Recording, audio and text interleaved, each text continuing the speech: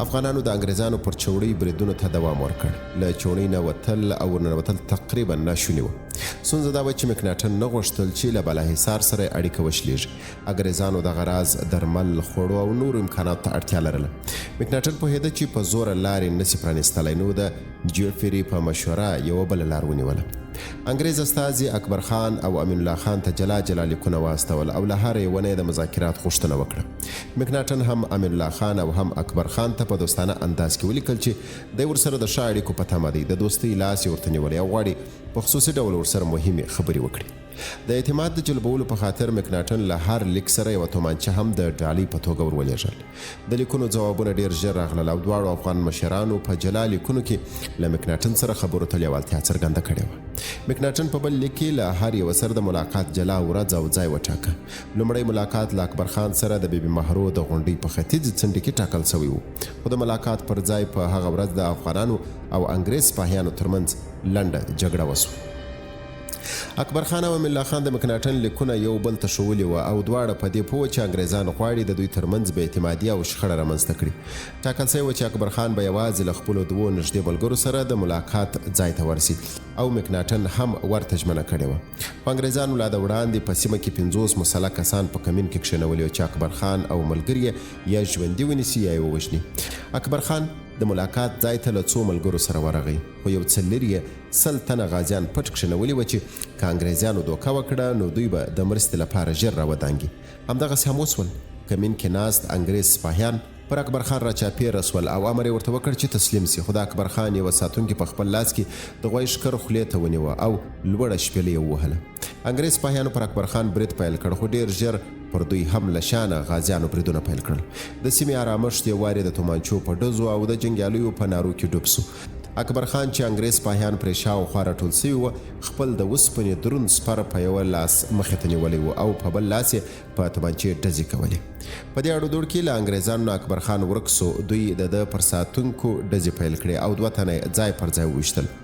خدای ساته که یې ازل کې دلته مرګ نه و. د انګریزانو مردکۍ اکبر خان ونه واژه، خو پر کیڼ لاس یې ټپي کړ. جګړه ډېره اوږده نه سوه. انګریزان چې تر ځان ډېر غازیان ولیدل نو سملاسي په شا سول، خو په دې لړ کې 11 کسه د دوی او 2 غازیان هم ووژل سول. مکناټن چې په چوڼۍ کې په بې صبرۍ انتظار ایسته چې اکبر خان ورته ژوندی یا مړ راولي، له ځان سره فکر کاوه چې که ژوندی ورته راولي نو هغه به هم د خپل پلار په څیر د ده لاسونه ښکل کړي او بخښنه به ورنه وغواړي. خو انګریز استازی دا ځلې د بخښنې په فکر کې نه و. هغه د اکبر خان د وژلو پریکړه کړې وه او هوډ یې کړی و چې د هغه له مړي سره به هماغسې چلند وکړي چې بلواګرو د برنس له مړي سره کړی و. انګریز سپاهیان چې بیرته خالی لاس راغله نو مکناټن سخت په غوسه سو. څه ډول امکان لري چې د ګوتو په شمار یاغیان ستاسو له 50 وسلوالو نه ووځي؟ د سپاهیانو مشر مکناټن او جوفري ته د پیښې حال بیان کړ او دا یې هم ورته ویل چې اکبر خان زموږ له تمې نه ډېر ځیرک دی، هغه زبردسته جنګیالي هم دی او داسې جګړه نه کوي چې دښمن ته به ژوندي په لاس ورسي. جوفري پرې غږ وکړ، موږ تاسو د اکبر خان د ژوندي نیولو یا وژلو لپاره استولي وست که د هغه د اوصافو د راوړلو لپاره؟ او بیا مکناټن ته وکتل او په ارامه لهجه یې وویل، علي جنابه، تاسو ته ډاډ در کوم چې د هغې اکبر خان سر به ډېر ژر ستاسو په پښو کې کښېږدو. په دغې ناکامه چلوټې مکناټن له امین الله خان او اکبر خان سره خپل نیمګړی اعتماد هم بایلوه، خو انګریز استازي له خپلو شیطاني هڅو لاس په سر نه سو. په همدغه مازدیګر مکناټن امین الله خان ته بل لیک ولیږه چې پکښې لیکلي وو اکبر خان خام دی. هغه غوښتل چې له موږ سره اړیکه ونیسي، خو کله چې موږ یې خبره ونه منل نو زموږ پر سپاهیانو یې برید وکړ. زه هیله لرم چې دغه پیښه به زموږ ترمنځ باور زیانمن نه کړي. مکناټن دغه راز امین الله خان ته ولیکل چې حالات سبا ته د دوی د ټاکل سوي غونډې لپاره سم نه دي او دوی به بیا د لیدلو لپاره بله نیټه وټاکي. شاه شجاع هم په اکبر خان د مکناټن د ناکامه پلان نه خبر سوی و. هغه مکناټن ته لیک ولیږه، تاسو ولې د دې هغې پلار ژوندی ساتلی؟ هغه د مار سر دی، سملاسي باید ووژنئ چې د اکبر خان او نور لپاره عبرت وګرځي. که تاسو ماته فرصت راکړئ نو په یوه ورځ به نه اکبر خان ژوندی پاتې سي او نه کوم بل یاغي. مکناټن ته د شاه خبرې احمقانه ښکارېدلې. شاه لاپې او چټیات ویل او په دې نه پوهېدی چې په لودیاني کې د دېره سوي دوست محمد خان وژل به څرنګه انګریزان په کابل کې سملاسي د بلواګرو له شر نه خلاص کړي. شاه شجاع دغه راز د هغه سپاهیانو له برکته هر چاته د قدرت چټر واهه چې انګریزانو ورته روزلي وو او سمبالولي. تر هغو سپاهیانو د انګریزانو ځواکونه څو برابره تکړه، مجهز او ځواکمن وه. د مکناټن له انده که د انګریزانو ځانګړو ځواکونو یو کار نسو کولی، څنګه د شاه مفتخور او ټمبلو سپاهیانو په هماغه کار ترسره کړی وای. مکناټن په دغه ډول انګیرنه کې یوازې نه و انګریزانو په عمومي توګه افغانان څه چې ټوله آسیا تر ځان په پوهې، زړورتیا، ښایست او نږدې ټولو نورو انساني وړتیاو کې ټیټه بلل. دوی دغه ډول فکر تر خپل واک لاندې هیوادونو کې په مستقیم او غیر مستقیم ډولونو خلکو ته هم ورکاوه. دغه انګیرنه په دومره مهارت ورکول کېده چې د آسیایانو دویم او دریم نسل ته تر انګریزانو د ځان ټیټ او خوار ګڼل یو عادي حقیقت برېښده. مکناټن پر شاه شجاع باور نه درلود، خو په اصل کې شاته د اکبر خان او امان الله خان له منځه وړل یا هغوی له بلوانه ایستل تر انګریزانو ډیر اسانه و. عجبه خو لا دا وه چې د دواړو اکبر خان او امان الله خان لا هم شاه شجاع ته درناوی درلود او د هغه د وژلو یا په زوره له واک نه د پرځولو اراده یې نه لرله. کابل یخ ژمی، د خوراکي توکو کمښت او کړکېچونو امنیتي حالاتو یو شمېر انګریزان اړ کړل چې خپلې مېرمنې او ماشومان په پټه توګه خو د څو سوو سرتیرو په بدرګه کې له کابل ښار نه جلال آباد او له هغه ځای نه ډیلي ته ولېږي. الفنسټون او مکناټن دواړو د دغه کار اجازه ورکړې وه او جو فیرې ته یې دنده سپارلې وه چې له کابل نه د کاروان د خوندي ایستلو لپاره کار وکړي. د نومبر د 18 نیټې پر نیمه شپه د چوڼۍ له لویدیځې دروازې نه د څو سوو جنګیالیو لښکر د سورناو او هوایي ډزو له اوازونو سره راووت. سرتیرو د چوڼۍ نه لږ لرې کلک سنګر ونیوه او مخامخ یې ډزې کولې. څو شېبې وروسته د توپونو جګ اوازونه هم اوچت سول. په دغه غالمغال کې د چوڼۍ له ختیځې دروازې نه د انګریزانو یو بل کاروان په کراره راووت او د یکتوت په لوري روان سو. د دوم کاروان په منځ کې ښځې او ماشومان و چې انګریزانو غوښتل تر ننګرهاره پورې ورسوي. اکبر خان که څه هم ټپي و، خو د توپونو د غږونو له اورېدو سره سم له کلا راووت او ځان یې د چوڼۍ د محاصرې سنګر ته راورسوه.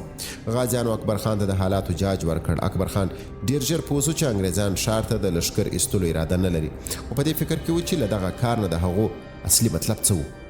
اکبر خان خپلو انډیوالانو ته وویل انګریزان د جګړې او لښکر ایستلو نیت نه لري، دا ډزې زموږ د خطا ایستلو لپاره کوي. انګریزانو شاوخوا 3 ساعته همدغه لوبه وکړه او بیا بیرته چوڼۍ ته ننوتل. د همدې ورځ په ماښام اکبر خان ته احوال راغی چې د انګریزانو یو کاروان د کابل ختیځ ته په تنګي سیمه کې له غازیانو سره جګړه کړې او ګڼ شمېره شهیدان کړي دي. اکبر خان پوه سو چې د انګریزانو د پرون شپې نمایشي راوتل او ډزې د څه لپاره وي. هغه سملاسي پر خپلو یارانو غږ وکړ چې غازیان راټول کړي او د تنګي پر لور حرکت وکړي. انګریزانو د تنګي په سر کې د خلکو د ویرولو لپاره له خپل ټول ځواک نه کار اخیستی و. د کاروان مشر جګړن رابرټ روچستر امر کړی و هر څوک چې د کاروان مخې ته خندیږي باید له منځه یوړل سي. کاروان له تنګي نه پوره وتلی و چې د اکبر خان ډله یې تر شا راڅرګنده سوه. اکبر خان سملاسي د برید امر ونه کړ.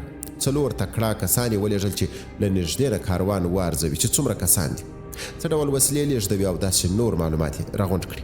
د معلوماتو له راټولولو وروسته اکبر خان خپله ډله په 2 برخو وویشله. 200 کسه یې ولېږل چې د شپې په تیاره کې تر کاروان د مخه تیر سي او سبا ماخوستن له مخې پر کاروان برید وکړي. اکبر خان له خپلو 250 نورو کسانو سره د کاروان تر شا پاتې سو. شپه لا نیمه سوې نه وه چې جګړن روچستر کاروان ته د تم کېدلو امر وکړ، ځکه ښځې او ماشومان لا له وړاندې نه هم ستړي وه او ځینو له ده نه غوښتنه کړې وه چې سوکه مزل وکړي. هوا ډېره سړه وه او داسې سوړ باد چلېده چې تا به ویل په هډوکو کې دې ننوځي. انګریزانو د سفر انتظام کړی و او له ځانه سره یې تاوده کالي، خیمې، د سون توکي، خواړه او درمل راخیستي وو. بل لور ته اکبر خان او ملګرو یې پر وچه مځکه د داسې یوې سړې شپې د تېرولو لپاره هیڅ امکانات نه لرل. د سیمې بوټي او لرګي لانده و او په اسانۍ یې ورنه اخیست. خو بالاخره یو چا یوه لمبه جوړه کړه او له هماغې نه نورو هم اور واخیست او جلا جلا لمبې یې جوړې کړې. شاوخوا پرې راټول سول.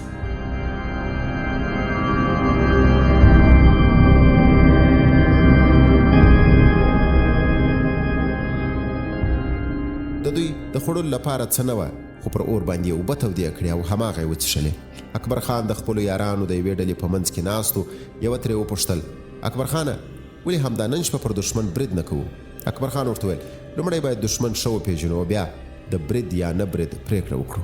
په دغه کاروان کې تر موږ ډېر جنګیالي دي، سپکې او درنې وسلې لري. زه نه غواړم چې تاسو د مرګ خولې ته بوځم. سبا ته چې کاروان مزل وکړي او د تیزین غرو کې ننوځي، موږ ته به د برید ښه فرصت په لاس راسي. دښمن په غرنۍ سیمه کې سم جنګ نسي کولی. څو شېبې چپ سو او بیا یې لکه یو مهمه خبره چې ورپه یاد سوي وي وویل په دغه کاروان کې ښځې او ماشومان هم سته خو تاسو پوهیږئ چې موږ ښځو ماشومانو زړو او ناروغانو ته زیان نه رسوو که مو هر څوک ولید چې ښځې او ماشومان ځوروي سملاسي یې مخه ونیسئ او ماته احوال راکړي په اصل کې اکبر خان پر دې کاروان د برید پلان نه درلود خو اټکل یې کاوه چې انګریزانو پر کاروان کې کوم مهم شیان لیږدول اکبر خان وسلو او په ځانګړې توګه توپونو او لرې ویشتونکو توپکانو ته سخته اړتیا لرله او انګېرنه یې دا وه چې له کاروان نه به وسلې او نور امکانات په غنیمت واخلي خو اوس دغه لپاره د کاروان ښځې او ماشومان په سرخوږي بدل سوي وه له ځانه سره یې فکر کاوه چې ډېر شمېر اسیران څنګه او چیرې خوندي وساتي یو ځل دا فکر هم وکړ چې اسیر سوي ښځې او ماشومان بیرته چوڼۍ ته ورولي خو بیا یې له ځانه سره ویل چې دوی پر چوڼۍ د پراخو بریدونو نیت لري سهار وختي کاروان حرکت پیل کړ جګړن روچستر د تنګي له پیښې نه راضي و او فکر یې کاوه چې د سیمې خلکو ته یې ښه سبق ورکړی و چې بیا پر کاروان د برید جرأت ونه کړي دغه د اټکل له مخې کاروان باید 4مه شپه ننګرهار ته رسېدلی وی خو دی نه و خبر چې په 2مه شپه به څه پیښ سي د غازیانو د لومړۍ او 2مې ډلې ترمنځ پلان داسې و چې د ماخستن تر لمانځه وروسته به برید پیلوي لومړی د مخې لخوا پر کاروان برید وسو او تر هغو چې انګریزان ورته ځانونه برابرول له شانه هم پرې برید وسو جګړن روچستر په یو وخت کې له یوې خوا د برید پوره چمتووالی درلود خو دې ته نه و چمتو چې نیم ځواک مخې او نیم شاته وجنګېږي د دې سربیره انګریزان له یوې بلې سترې ستونزې سره مخامخ سوي وو په دې پیچلې درې کې توپونه هیڅ کار نه کاوه بلکې تر ګټې یې زیان ډېر و ځکه ویره دا وه چې د توپ ډزې به له غرونو نه پر کاروان ډبرې او واورې راوښویوي جګړه د تورو او تومانچو وه غازیانو له مخه او شانه پر کاروان ور ودانګل د انګریزانو وارخطا ډزو یې مخه نه سوه نیولی د انګریزانو اسانو او وشانو هم له ویرې هرې خواته منډې پیل کړې او په دې لړ کې له نشانه ویشتونکو نه د خپل او پردو پېژندنه ورکه سوه چې پر چا ډزې وکړي او څوک ونه ولي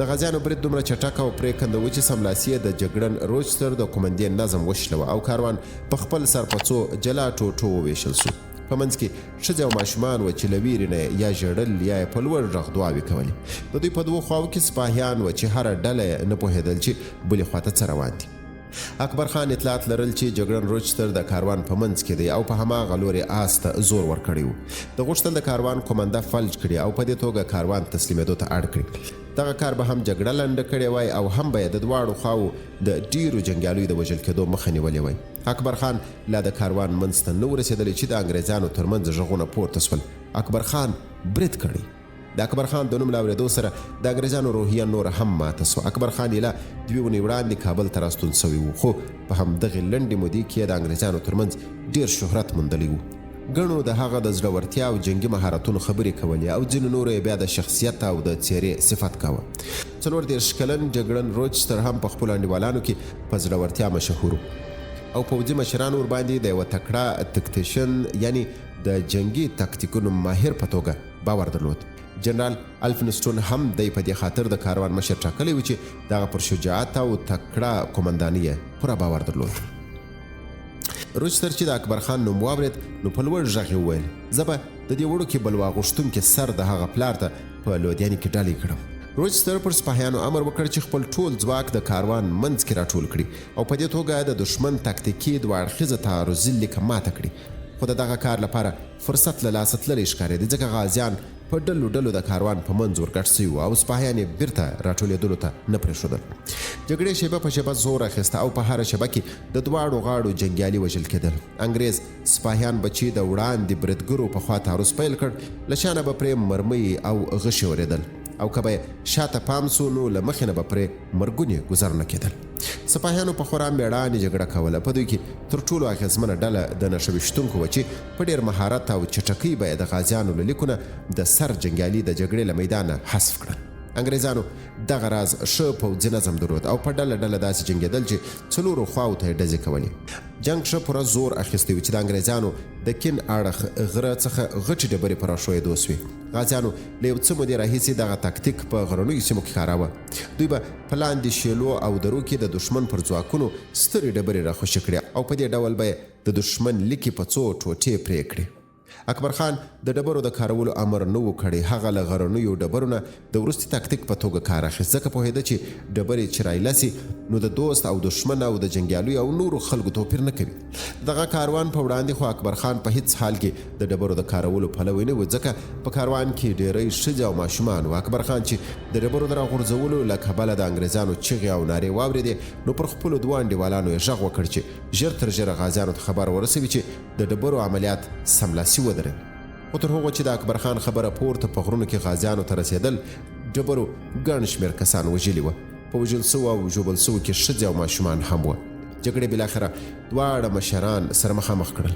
دواړو یو بل په لومړي نظر وپېژندل. روچستر خپله تومانچه د اکبر خان لور ته ونیوله او ماشه یې کش کړه، خو نښه یې ونه ویشته. تر هغو چې روچستر بله مرمۍ تېروله، اکبر خان یې مخې ته ورسېد او په یوه حمله یې له آس نه مځکې ته راغوځار کړ.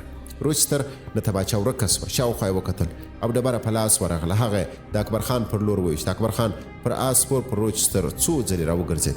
روچستر له حملګیاوو د خپلې تومانچې پسې ګرځېده او په لوړ غږ یې ښکنځلې کولې. په یو وار یې لټون پرېښود او شاته یې وکتل. دوې غټې ډبرې له غره نه په سرعت را روانې وې. دی په پښو ودرېد او بې له دې چې مخې ته وګوري د ډبرو د راتګ له مسیر نه یې منډه کړه. خو لا یې څو ګامه نه واخیستې چې د یوه غازي له آس سره وموښت او د آس تر پښو لاندې سو. آس او پر سپور غازي دواړه پر روچستر ولوېدل. غازي چې توره په لاس کې کلکه نیولې وه، له لوېدلو سره سم یې پر روچستر واري وکړ. توره د روچستر پر چپه اوږه ولګېده او د هغه له چغې سره یې له اوږې نه وینې لکه د اوبو چینه را وخوټکېدې. لومړی غازي ورپسې آس راپورته سول. روچستر لکه مار پر مځکه ځان کشاوه او رمباړې یې وهلې. د روچستر لاس له بدن نه پرې سوی و، یوازې په پوستکي باندې، خو هغه په بل لاس د خپل ژوبل لاس بازو پر ځان کلک نیولی و. غازي د روچستر خواته وخوځېد چې بل واري ورباندې وکړي، چې له شانه اکبر خان غږ پر وکړ: لاس ونیسه، مه یې وژنه.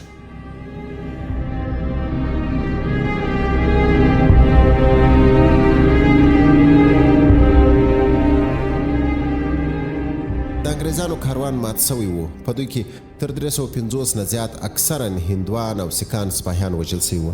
4 انګرېز پوځیان او 43 ښځې او ماشومان، 22 هندو سپاهیان غازیانو ته تسلیم سول. د دوی سربیره 3 نور اسیر سوي انګرېزان ټپي وه چې یو یې روچستر و. غازیانو په اسیرانو کې ښځو ته د غنیمت په سترګه کتل او هر چا غوښتل چې یوه تر لاس ونیسي او له ځانه سره یې بوسي. انګرېزي ښځې د افغانانو له انده ښکلې وې، سپین بدنونه یې وه، ژړ او خرمایي وریښتان او تکې شنې سترګې لرلې. دوی هر چا خوښولې. جالبه دا و چې انګرېزانو بیا افغاني ښځې خوښولې. د دوی تورې سترګې، تور وریښتان او غنمرنګه بڼې یې خوښولې. تر دې لا جالبه دا و چې د انګرېزو ښځو افغان نارینه نه و خوښ او د افغانو ښځو انګرېز نارینه بد ایسېدل. په ښځینه اسیرانو کې یوه 21 کلنه ویکټوریا هفنګټن وه. هغه 4 میاشتې وړاندې له خپلې مور سره کابل ته راغلی وه چې خپل مشر ورور وویني. پلار یې په لندن کې د پارلمان غړی و. دا په اصل کې اشراف زاده وه ویکټوریا، او مور یې یو بل په غیږ کې کلک نیولې وې چې 2 غازیانو ور حمله کړل او سره جلا یې کړلې. دوی چغې نورې هم اوچتې سولې او د هغو نورو اسیرانو له چغو سره یو ځای سولې چې غازیانو له ځانونو سره په زوره کشولې. د اسیرانو چغو او نارو د اکبر خان پام ځان ته کړ او هغه پر آس پښې وټکولې او د اسیرانو خواته ورغی. لا د اسیرانو ډلې ته نه ورسېدلی چې په لوړ اواز یې وویل: ودرېږئ، دا تاسو څه کوئ؟ همدغه مېړانه او عزت دی؟ تاسو له دې بېوزلو ښځو او ماشومانو څه غواړئ؟ یو په ځواب کې ورته وویله: دوی خو غنیمت دي، موږ خپل غنیمت اخلو. اکبر خان بې له ځنډه ځواب ورکړ: انسانان غنیمت نه دی، مال غنیمت کیږي. له خدایه وبېرېږئ. تاسو جهاد د اسلام او د وطن لپاره کړی که د ښځو او هوس لپاره؟ دوی زموږ اسیرانې دي. که ستاسو ښځې او ماشومان د دوی اسیران سي، د څه ډول چلند تمه ترې کوئ؟ د اکبر خان په امر ټول اسیران په یوې سیمه کې سره راټول سول. اکبر خان د یوه ژباړونکي په مرسته هغو ته وویل: زه له تاسو نه د هر څه چې نن در باندې تېر سوي بخښنه غواړم. ستاسو پت او عزت له موږ سره خوندي دی او تاسو ته به هیڅ ډول زیان او ازار ونه رسیږي. د اسیرانو په هکله د اکبر خان دغه کار په اصل کې یوه نوې فتوا وه.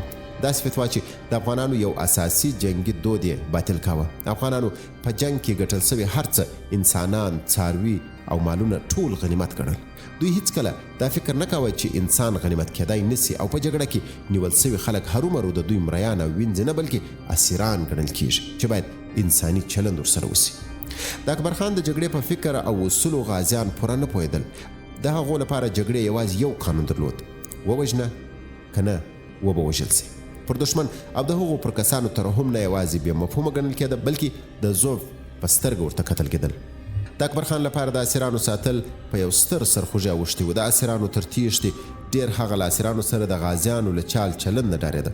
د انګرزیانو خلاف جګړه کې ښکیلو افغانانو له انګرزیانو ډېره کرکه کوله او ډېر داسې کسان وو چې د اسیرانو په نه ځورونې هیڅ باور نه درلود. کابل ته له راستنېدلو سره سم اکبر خان د روج سره په ګډون ټپي سوي اسیران چوڼۍ ته ولېږل ځکه د هغوی د درملنې او سمې ساتنې امکانات یې نه لرل. مکناټن، الفنسټون او جوفري باندې د کاروان د ماتې خبر لکه تالنده ولوېده.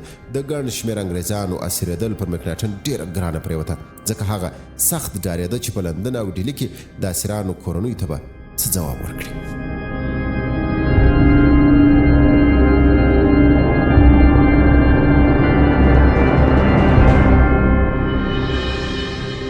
بې له شکه چې انګریز مشرانو به د دغې افتضاح اصلي مسؤل مکناټن باله ځکه هغه په افغانستان کې د انګریزانو استازی او مشر سره له دې چې مکناټن د اکبر خان پر وړاندې خپل اعتبار بایللی و خو هغه ته یې په یوه نوي لیک کې ولیکل: زه ستاسو نه د پخوانیو تېروتنو له امله د زړه له کومې بخښنه غواړم او دا ځلې تاسو ته په رښتیا او صداقت لاس اوږدوم. موږ چمتو یو چې د اسیرانو د خوشي کولو په بدل کې ستاسو سره معامله وکړو.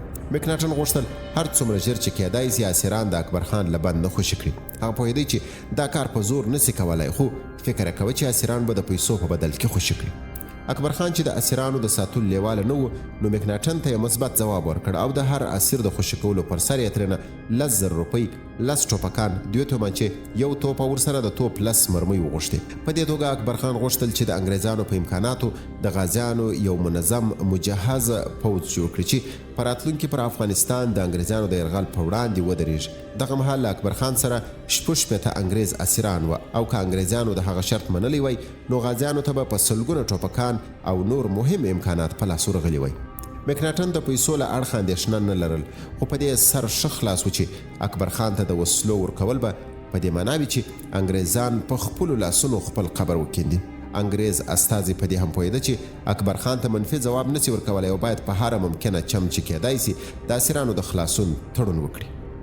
د امین الله اندېښنې ورځ تر بلې زیاتېدې. د عبدالله خان تر مړینې وروسته هغه ځان د غازیانو مشر ګاڼه او هڅه یې دا وه چې له شاه شجاع سره د جوړجاړي له لارې د انګریزانو سره جګړه د خبرو او جرګې له لارې ختمه کړي. خو اکبر خان کرار پر حالاتو واکمن سوی و. اکبر خان خاصه کاریزما درلوده چې په ځانګړې توګه ځوانان یې ځان ته جلبول. د اکبر خان د زړورتیا او ننګیالیتوب شهرت د کابل ښار د هر ځوان پر خوله و او هر چا هڅه کوله چې د هغه سره ودرېږي.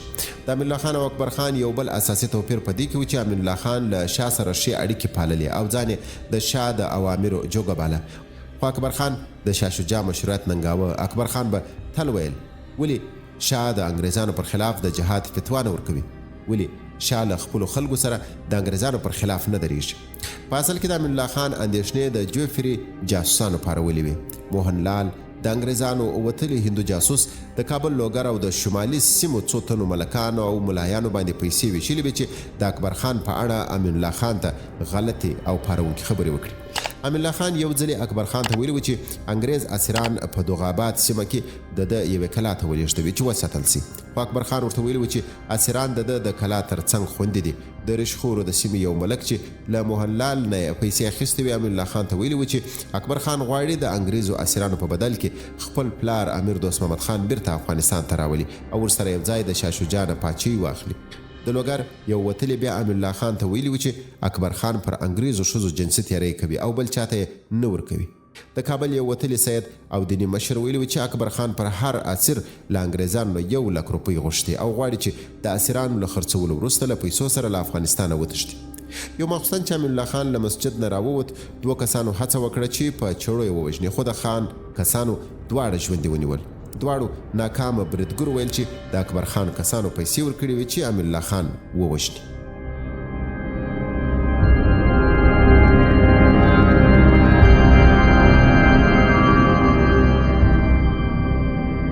له دې پیښې وروسته امین الله خان و اکبر خان ته احوال ورکړ چې لیدلو ته یې ورسي. اکبر خان یوازې او بې وسلو د امین الله خان لیدلو ته ورغی. امین الله خان د ټولو خبرو او مسایلو غورچاڼ ورکړ چې د موهنلال او جوفري جاسوسانو دته کړي وو او بیا یې وویل: سردار صاحب، زه ستا سره د واک پر کومې څنډې سیالي نه لرم. ما عمر خوړلی او یوازې د خدای او وطن لپاره ولاړ یم. خو داسې ښکاري چې تاسو نورې غوښتنې لرئ او له دې امله به ښه وي چې موږ خپلې لارې جلا کړو. اکبر خان حق پک پاته سو. د جوفري او موهنلال جاسوسانو خپله ټوله پانګونه پر امان الله خان کړې وه، ځکه خو اکبر خان نه پوهېدی چې ولې امان الله خان دومره بدګمانه سوی دی. اکبر خان په خپلې نرۍ ژیرې لاس تېر کړ او بیا یې په ارامه په خبرو پیل وکړ. خان صاحب، موږ ستاسو تر قیادت لاندې د خدای د جهاد امر پر ځای کوو او ولس د نامسلمانو یرغلګرو نه ژغورو. زما سر تر تا قربان دی. همدا اوس توره راواخله او زما سر پرې کړه، خو د غازیانو له مشرۍ مه شاته کېږه. زه ستا هر ډول امر ته غاړه ایږدم. یوه شېبه چپ سو، ناړې یې تېرې کړې او بیا یې وویل اجازه راکړئ چې پر قرآن درته لوړه وکړم چې ما بېله د افغانانو د عزت او شرف د ساتلو او د وطن د آزادولو پرته بل هیڅ شی لپاره جهاد نه دی کړی. په کوټه کې خاموشي خپره سوه. اکبر خان ولاړ سو او د امان الله خان مخې ته کښېناست او د هغه رسته لاس یې په خپلو لاسونو کې ونیو او ښکل یې کړ. خان صاحب، دلته ستاسو د اعتماد نه لرل ماته د بخارا د امیر تر تورو څاګانو سخت دي. زه به له کابل او آن له هېواد نه وځم. تاسو او ټول غازیان پر خدای سپارم.